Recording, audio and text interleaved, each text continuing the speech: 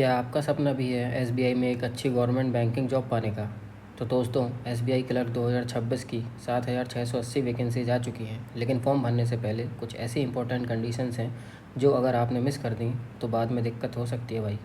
इसलिए वीडियो को एंड तक ज़रूर देखना। जय हिंद दोस्तों, welcome to government job express. SBI ने जूनियर एसोसिएट यानी एसबीआई क्लर्क 2026 का नोटिफिकेशन जारी कर दिया है। इस बार टोटल 7,680 रेगुलर वैकेंसीज़ हैं और मेट्रो सिटी जैसी मुंबई में स्टार्टिंग सैलरी अराउंड 46,000 के आसपास है।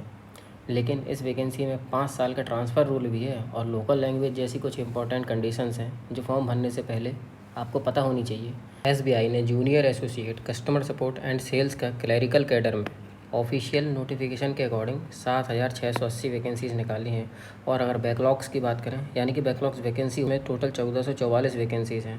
अगर हम स्टेट वाइज वैकेंसी की बात करें तो महाराष्ट्र में सबसे ज़्यादा वैकेंसी कुल 1718 वैकेंसीज़ हैं। उसके बाद तमिलनाडु में 1410, उड़ीसा में 1100 वैकेंसीज़, कर्नाटका में 760, वेस्ट बंगाल में 555, राजस्थान में 350, गुजरात में 330, यूपी में इस बार कम वैकेंसीज़ देखने को मिली हैं जो कि सिर्फ 250 हैं और एमपी में 113 वैकेंसीज़ हैं।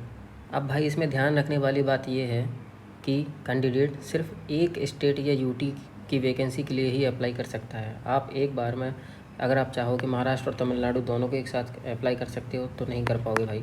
आपको करना है तो सिर्फ एक बार में एक ही वैकेंसी के लिए अप्लाई कर सकते हैं। अब ये पॉइंट बिल्कुल मिस मत करना। एसबीआई जूनियर एसोसिएट के लिए 5 साल की सर्विस कंप्लीट होने से पहले ही इंटर स्टेट या इंटर सर्कल ट्रांसफ़र का प्रोविज़न नहीं है। अगर आप सोच रहे हो कि आप तमिलनाडु से अप्लाई करके आप सोचो कि दिल्ली में आ जाएंगे या फिर यूपी में अप्लाई करके मध्य प्रदेश में आ जाएंगे, तो ऐसा आप नहीं कर पाएंगे। 5 साल कंप्लीट होने से पहले ट्रांसफ़र का प्रोविज़न बिल्कुल नहीं है। इसलिए आप जिस भी स्टेट या यूटी के लिए अप्लाई कर रहे हैं, केयरफुली उसका डिसीजन लें, उसके बाद ही फॉर्म को फिल करें। स्टेट या यूटी चूज़ करने से पहले एक और बहुत इंपॉर्टेंट कंडीशन है जो कि है लोकल लैंग्वेज। यानी अगर आप जिस स्टेट से भी अप्लाई कर रहे हैं वहाँ की लोकल लैंग्वेज आना ज़रूरी है। और सिर्फ आना ही नहीं, उसको आप पढ़ना जानते हो, लिखना जानते हो, बोलना जानते हो और अंडरस्टैंडिंग भी हो। जो कस्टमर आके आपसे उस लैंग्वेज में बात कर रहा है तो आपको समझ में आनी चाहिए। इसमें एक प्लस पॉइंट उन लोगों के लिए भी है जिन्होंने 10th या 12th में उस स्टेट की लोकल लैंग्वेज पढ़ी हो, तो उनको लोकल लैंग्वेज का टेस्ट देने की ज़रूरत नहीं पड़ेगी। एजुकेशनल क्वालिफ़िकेशन बहुत सिंपल है। किसी भी रिकॉग्नाइज्ड यूनिवर्सिटी से आपने ग्रेजुएशन किया हो बस, फिर वो चाहे बीए हो, बीएससी हो, बीकॉम हो, बीटेक हो, कोई भी ग्रेजुएशन डिग्री हो, आप इस फॉर्म को अप्लाई कर सकते हैं।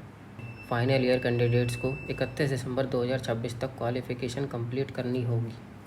एज लिमिट की बात करें तो भाई मिनिमम एज 20 साल है और मैक्सिमम एज 28 साल है, लेकिन ये सिर्फ यूआर कैटेगरी के लिए है। अगर हम ओबीसी की बात करें तो इसमें 3 साल का आपको एज रिलैक्सेशन मिलेगा और SC/ST कैंडिडेट्स को 5 साल तक का एज रिलैक्सेशन मिलेगा।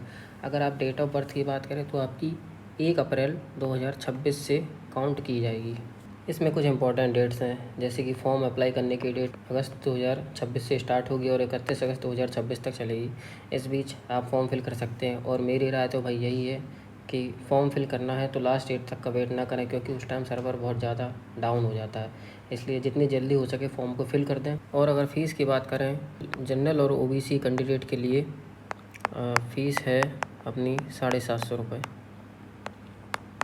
और अगर SC/ST कैंडिडेट की बात करें तो भाई इनके लिए कोई फ़ीस नहीं है, यानी कि आप फ्री में ये फॉर्म फिल कर सकते हैं। एग्ज़ाम की बात करें तो भाई इसमें प्री होता है और मेंस होता है, 2 एग्ज़ाम होंगे सिर्फ। उसके बाद लोकल लैंग्वेज टेस्ट होगा। प्रीलिम्स की बात करें तो इसमें इंग्लिश आती है, न्यूमेरिकल एबिलिटी और रीजनिंग के क्वेश्चंस आते हैं। इंग्लिश के 30 क्वेश्चंस रहते हैं जिसके लिए 30 मार्क्स है और इसके लिए सॉल्व करने के लिए हमको 20 मिनट्स का टाइम मिलेगा। न्यूमेरिकल एबिलिटी की बात करें तो 35 क्वेश्चंस रहते हैं जो 35 मार्क्स के रहते हैं।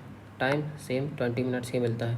रीजनिंग में 35 क्वेश्चंस रहते हैं, 35 मार्क्स मिलेंगे और 20 मिनट्स का टाइम सेम ही है, यानी कि टोटल 100 मार्क्स का एग्ज़ाम होगा और इसको सॉल्व करने के लिए आपको सिर्फ 1 घंटे का टाइम मिलेगा।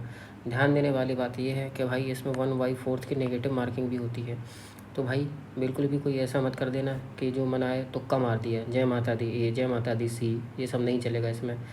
अब SBI क्लर्क का एक बहुत इंपॉर्टेंट पॉइंट है, प्रीलिम्स में आपके मार्क्स फाइनल मेरिट लिस्ट में ऐड नहीं होंगे। मेन एग्ज़ाम की बात करें तो भाई इसमें टोटल वैकेंसी का 10 गुना बच्चे ही बैठते हैं। मेंस एग्ज़ाम का जो सिलेबस है उसके बारे में देख लेते हैं। तो इसमें जनरल अवेयरनेस और फाइनेंशियल अवेयरनेस के 50 क्वेश्चन आते हैं। जनरल इंग्लिश के 40 क्वेश्चन, क्वांटिटेटिव एप्टीट्यूड के 50 क्वेश्चन और रीजनिंग कंप्यूटर के टोटल 50 क्वेश्चन जो कि 60 मार्क्स के रहते हैं। इसमें भी 1/4 की नेगेटिव मार्किंग होती है, तो तुक्का अवॉइड करना ही सबसे बेस्ट ऑप्शन रहेगा आपके लिए। अब बात करते हैं फाइनल सिलेक्शन की।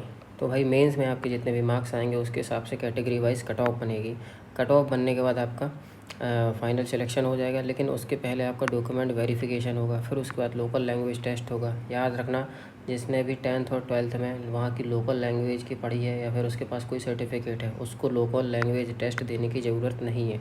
उसके बाद आपको फाइनल अपॉइंटमेंट। अब सैलरी की बात करें तो ग्रेजुएट्स को 2 एडवांस इंक्रीमेंट्स के साथ स्टार्टिंग बेसिक पे 26,730 से होता है। उसके बाद आप अगर मेट्रो सिटी में हैं, यानी कि मुंबई, दिल्ली ऐसी सिटी में, तो आपको अप्रॉक्सीमेट 40,000 तक की सैलरी मिल सकती है। और साथ में इसके टीए होगा, अदर अलाउंस होंगे, बेनिफिट्स भी मिलेंगे। सैलरी के बाद बात कर लेते हैं जॉब प्रोफाइल की। भाई आप जॉब में क्या क्या करना पड़ेगा आपको, जैसे कि कस्टमर सर्विस हो गई, बैंकिंग सर्विस हो गई, प्रोडक्ट क्रॉस सेलिंग हो गई, कस्टमर की कॉल्स आएंगे उसको अटेंड करना, उनको सर्विस के बारे में बताना, और आउटडोर वर्क भी मिल सकता है आपको। तो साथियों, फॉर्म भरने से पहले ये 5 बातें ज़रूर याद रखना कि फ़ॉर्म सिर्फ एक ही स्टेट के लिए भर सकते हैं, और 5 साल का ट्रांसफ़र रूल भी याद रखना कि 5 साल के पहले आपका ट्रांसफ़र नहीं होगा। लोकल लैंग्वेज आनी चाहिए, ये भी याद रखना। और जो प्रीलिम्स के जो मार्क्स आएंगे वो फाइनल मेरिट लिस्ट में नहीं काउंट होंगे, मेंस के मार्क्स ही फाइनल मेरिट लिस्ट में काउंट होंगे। टोटल वैकेंसीज़ मैं बता चुका हूँ, 7,680 है, और 31 अगस्त 2026 से पहले अप्लाई कर देना भाई। अगर वीडियो पसंद आई हो तो वीडियो को लाइक करना, शेयर करना और चैनल को सब्सक्राइब करना मत भूलना। ऐसी गवर्नमेंट अपडेट्स आपको जैसे ही आएगी आपको मिलती रहेगी। Thank you. जय हिंद।